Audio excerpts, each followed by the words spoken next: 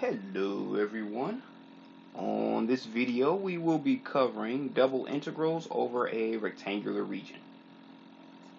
Okay, so before we jump into that, we just want to take a quick look back at something you learned in Calc 1, and that's the integral from a to b of f of x with respect to x is equal to the limit as delta x sub k approaches 0, and that's the sum from k equals 1 to some value n of f of x bar sub k times delta x sub k, which is equal to the limit as n approaches infinity of the sum from k equals 1 to n f of x bar sub k over delta x bar, or delta x sub k. Don't need the bar for that one. Okay. Now this, which is basically what you used it for, was used to find the area under the curves on a closed interval.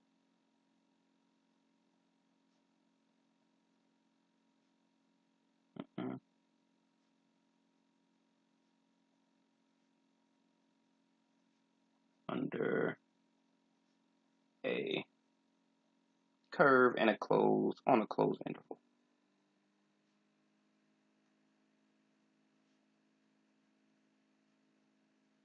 That we will call AB.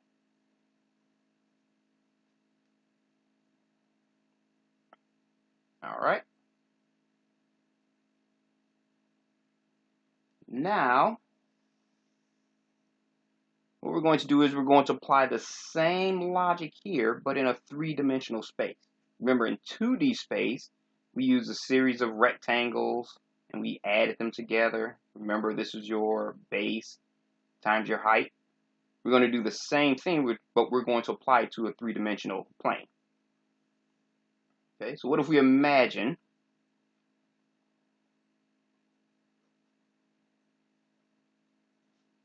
a 3D space with a region on the XY plane that, of course, we're just going to call R for our region. Okay. Now imagine that squared region is cut into an infinite number, or an almost infinite number of squares.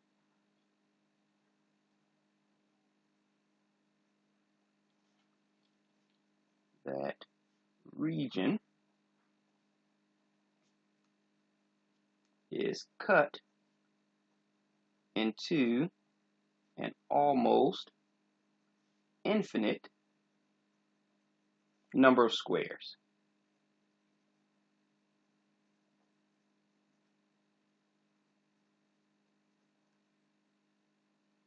Okay, where, let's say, x and y I j, or let's say x bar and y bar, is the center of each.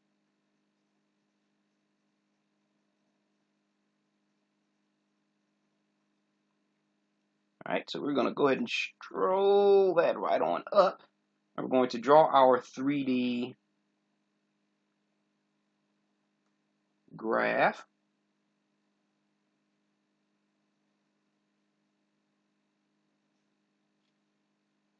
Okay, so we have our x, we have our y, and we have our z. Okay, and let's say down here is our region. Okay, so this is our squared region that we'll call R. Okay, and in this region, there are just tons and tons of squares in that particular region.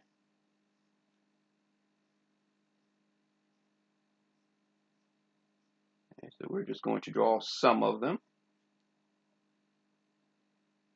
Okay, so if you grab one of those squares, let's say we just highlight this square right here. Okay, so if we draw that up,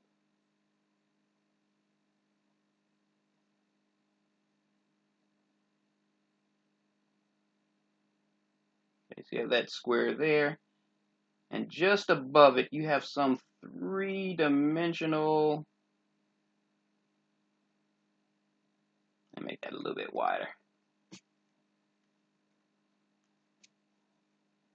some three-dimensional shape where that square is actually in that three-dimensional shape.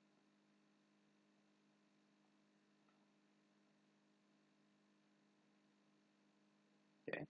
Now this 3D plane is your z is equal to f of x, y. And the center of that square, that's your x bar of ij and your y bar of ij.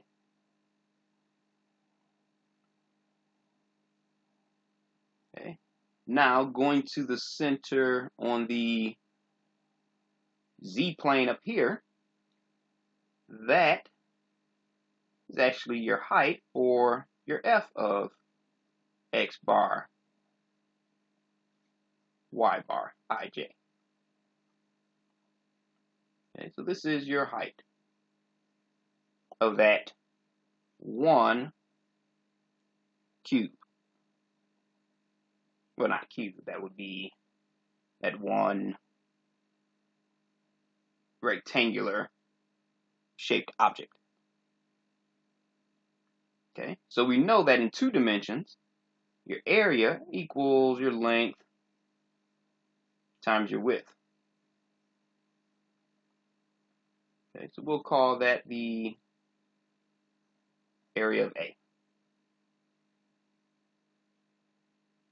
Okay, and we also know that the volume of that rectangular cube,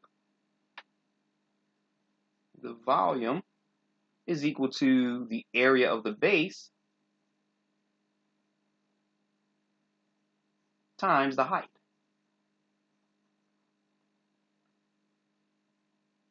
Okay, so the volume of that one cube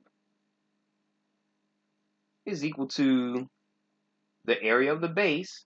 Remember, that's your length times width. It's the area of the base.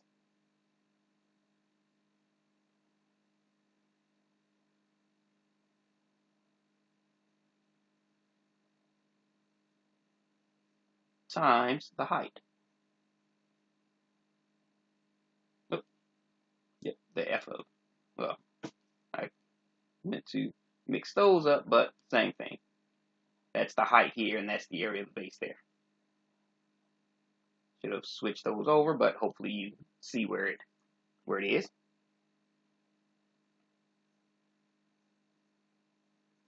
Okay, so you have the height, area of the base.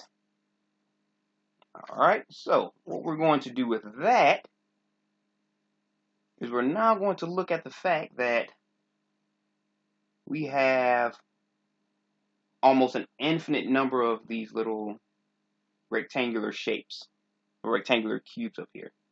So instead of maybe having 80 here, I don't know how many we have. Let's say we have 80 or 40 or 20. I have no idea. Okay, it moves up to 100, then 100,000, then a million, then a billion, then 2 billion, and 3 billion. It keeps going and going and going and going and going and going. So we have almost an infinite number of squares in that region. Okay, so for us to have so many squares in our region, that means those squares are going to get smaller and smaller to where the length and the width will almost approach 0. Okay, so if we have that increasing number of rectangles and we add them all together, okay, so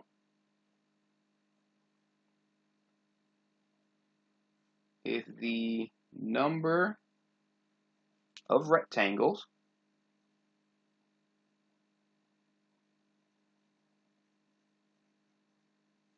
kind of block that off, approach infinity, doesn't reach infinity, just approaches infinity in our region,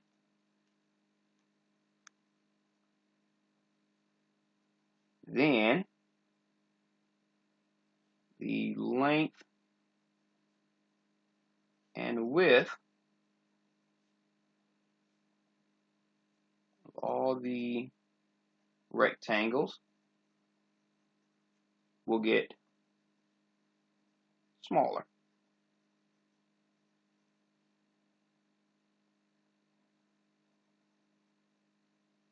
Approaching 0. Okay, it'll never reach 0. It'll just approach 0. Okay, so once we add all of those almost infinite squares together, we get the volume, because we'll have the volume in that entire rectangular region. So that volume will equal the limit, let's say m and n approaches infinity times the sum from I equals 1 to m, and the sum from j equals 1 to n of f of x bar ij, y bar ij, times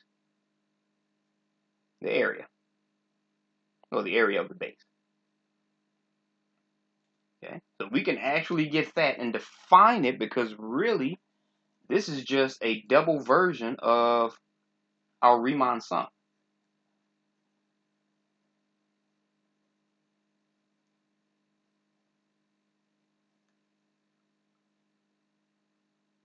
Okay, which leads us to our definition on the next page, since we're kind of running out of room. Okay, so if you are still writing, feel free to press pause, but we're going to go ahead and go to our next page.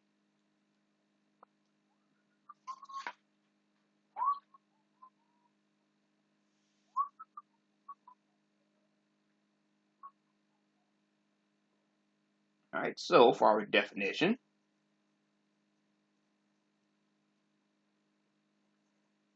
the double integral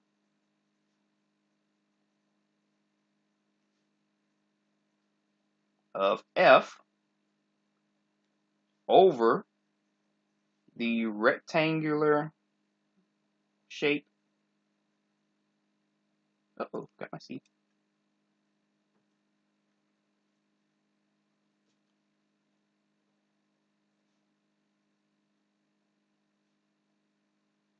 Okay, over our rectangle R is the double integral over our region, f of x, y, with respect to our area of the base, is equal to the limit as mn approaches infinity, the sum from I equals 1 to m times the sum from j equals 1 to n, f of x bar ij, y bar ij, times the area of the base.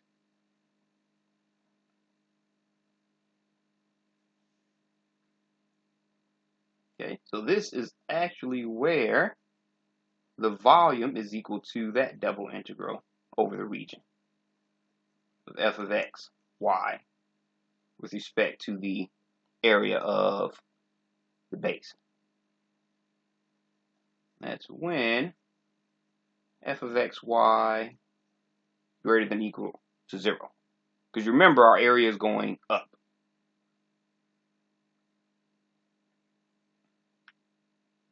Okay, so this is the volume of the solid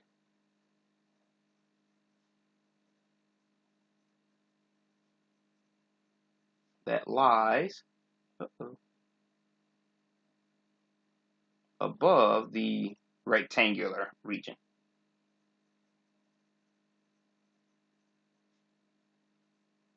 That we call R. And below our floating curve above it.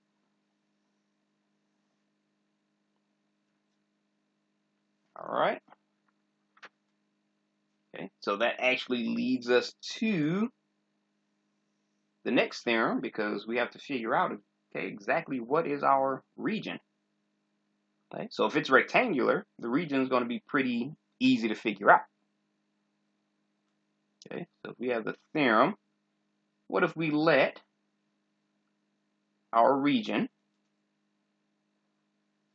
be the rectangular default rectangle, I don't know what I say rectangular,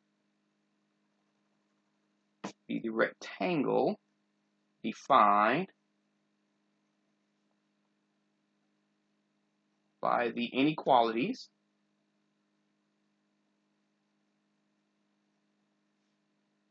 okay, so x is between a and b,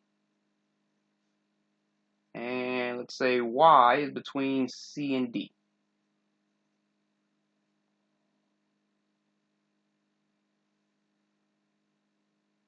Okay, now as long as we know our f of x, y is continuous, if f of x, y is continuous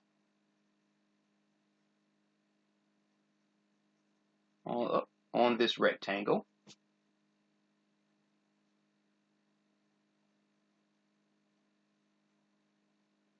then that gives us a little easier way to find our double integral. Then our double integral over the region, move that up a little bit, of f of x, y, with respect to the area, is equal to the integral from c to d and the integral from a to b of our f of x, y, with respect to x, with respect to y, or our integral from a to b and our integral from c to d of f of x, y, respect to y, in respect to x.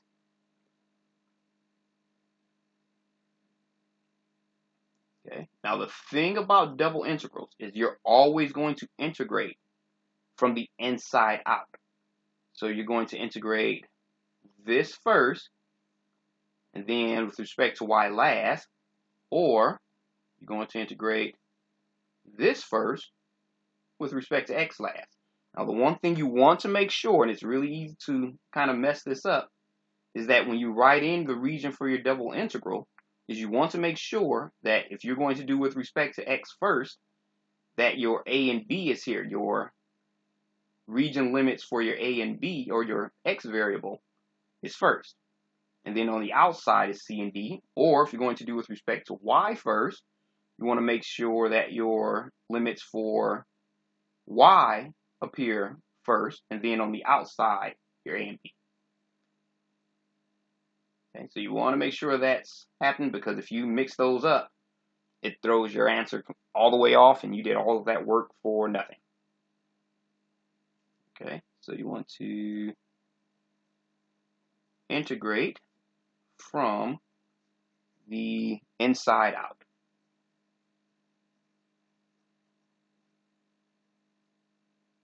All right, just a little tip. All right. So if you are still writing, feel free to press pause. But we're going to go ahead and move on to our first example. Excuse me. All right. So what if, for example, we wanted to evaluate the double integral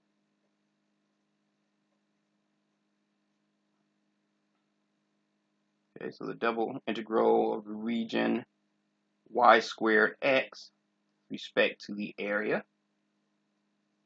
over the rectangle. I'll put that underneath that, make it a little lengthy. Let's say r is equal to xy such that x is between -3 and 2 and y is between 0 and 1.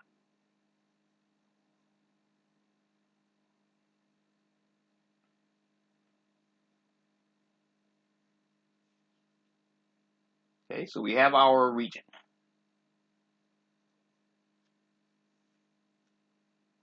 Okay, so we know that for our region, -3 is less than equal to x, less than equal to 2, and 0 less than equal to y is less than equal to 1. Just shows that that's your A, your B, your C, and your D. All right.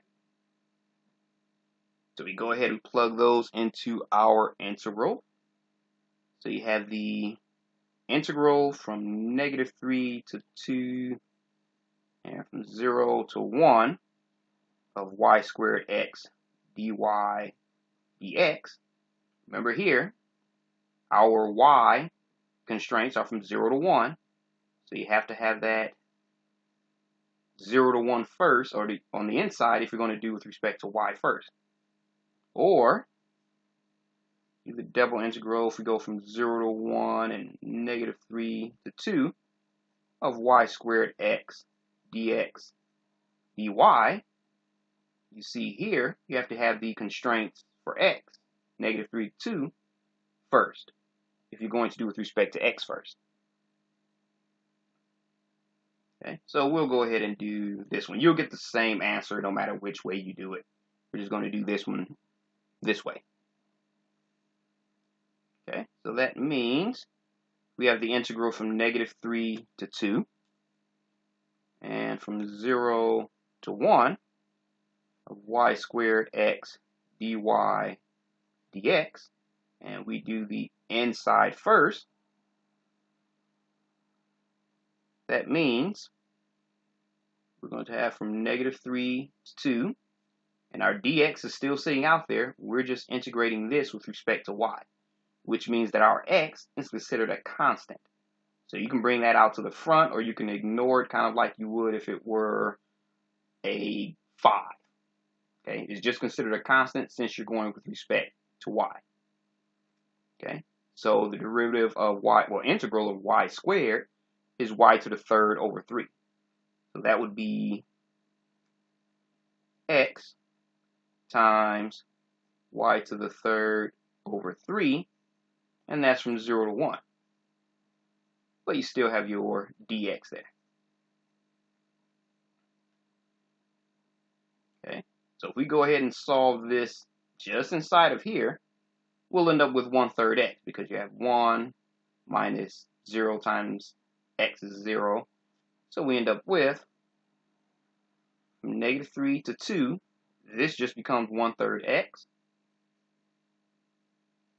and that's with respect to x. Okay, so now we integrate this. Go ahead and do that on the next line. So the integral of 1/3 x, you have x squared over 2, so you have x squared over 6, which goes from -3 to 2. Okay, so that's equal to, if you plug in 2, you have 4 over 6, minus, if you plug in -3, you have 9 over 6, which is equal to -5 over 6.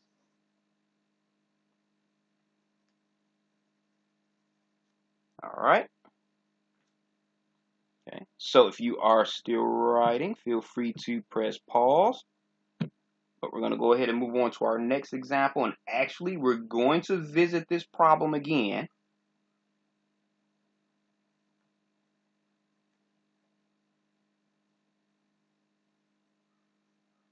Okay, just to show you a different way to solve it. All right, but for right now, we're just going to move on to our next example. Okay.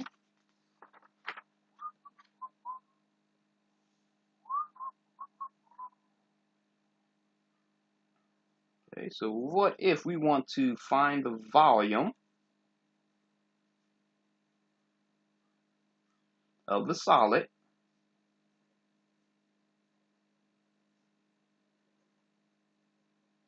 that is bounded above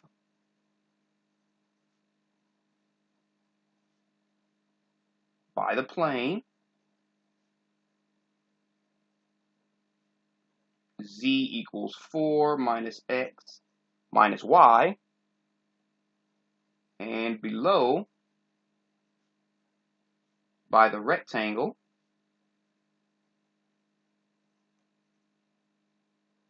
r equals, say, 0, 1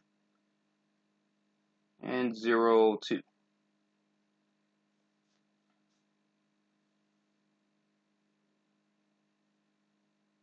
Okay, so this is just another way to write the region. Okay, so really all this says is that R is denoted as your AB and your CD. Okay, just a different notation, same exact thing. So that means that 0, 1, got a little X there. 0, 2, that's your A, your B, your C, and your D.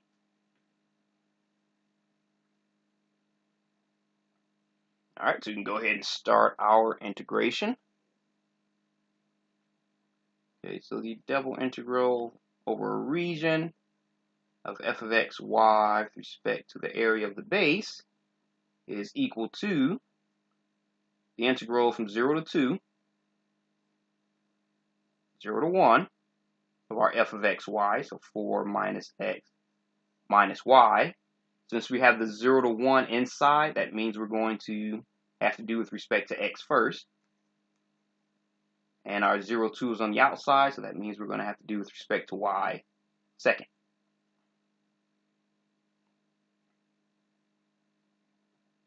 Clean that up, there we go. All right, so if we go ahead and integrate what's in here, equals integral from 0 to 2. Okay, so the integral of 4 with respect to x is 4x.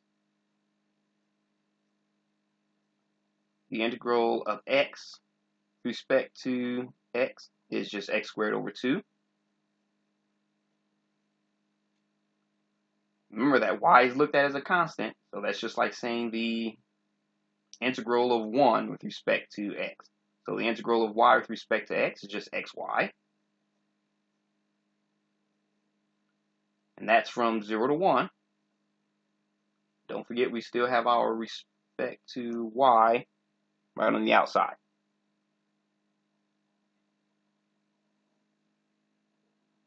Okay? So that means we have our integral from 0 to 2. If we plug in 1, we have 4 minus 1/2 minus y. If we plug in 0, we have 0, 0, 0, so we don't have to do that. So we integrate that with respect to y. Okay, so now integrating this one with respect to y.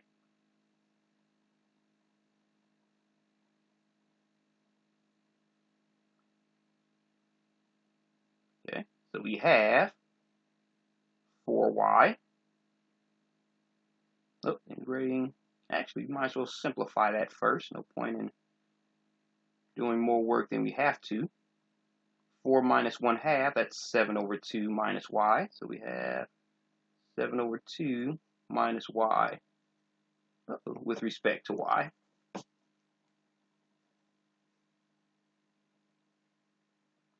Okay, so that will give us 7 over 2y minus y squared over 2. and that's from 0 to 2. Okay, so if we plug in 2, that y probably should be a little bigger so it doesn't look like it's in the denominator. There we go. Okay, so if we plug in 2, those 2's will cancel out, so we'll end up with 7 minus 4 over 2 is just 2, so 7 minus 2. Minus, if you plug in 0, you get 0 minus 0, so I'll just put that in. Okay, so we end up with 5. Okay, so that's the volume of the solid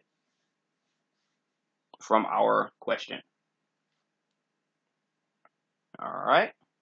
So if you are still writing, feel free to press pause. But we're going to do one more example.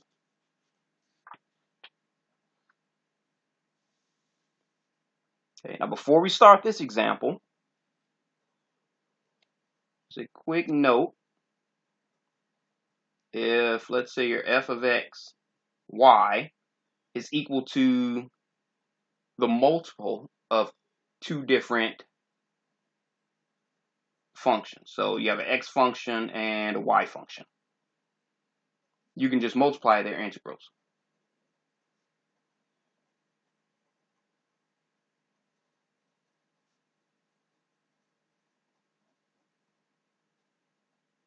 Okay, so that means your double integral of f of x, y, with respect to the area, you can somehow break that up.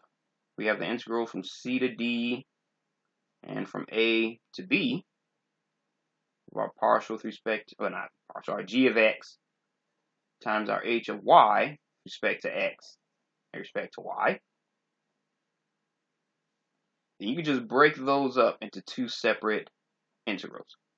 So you have the integral from a to b of your g of x with respect to x times your integral from c to d of your y factor or your y function.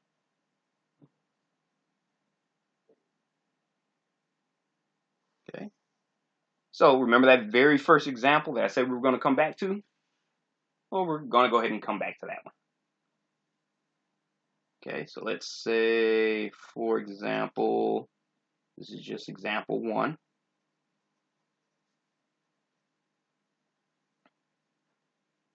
We have the double integral over the region of y squared x with respect to the area of the base. We know that that was just the integral from -3 to 2, from 0 to 1 of y squared x dy dx. Now, if we let g of x equal x,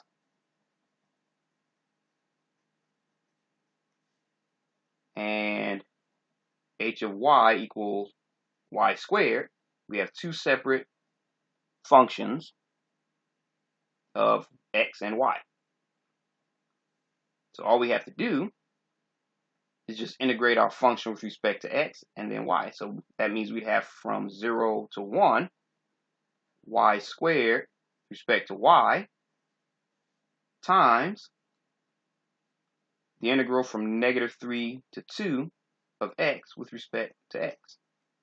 Okay, it doesn't work with adding and subtracting. It only works with when you're multiplying. When you're adding and subtracting, you can separate them by, of course, distributing the integrals, but you can't just multiply them like this.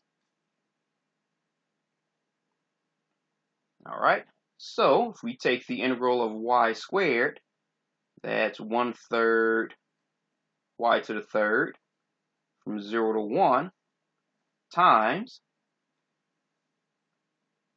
x squared over 2, or 1/2 x squared from -3 to 2.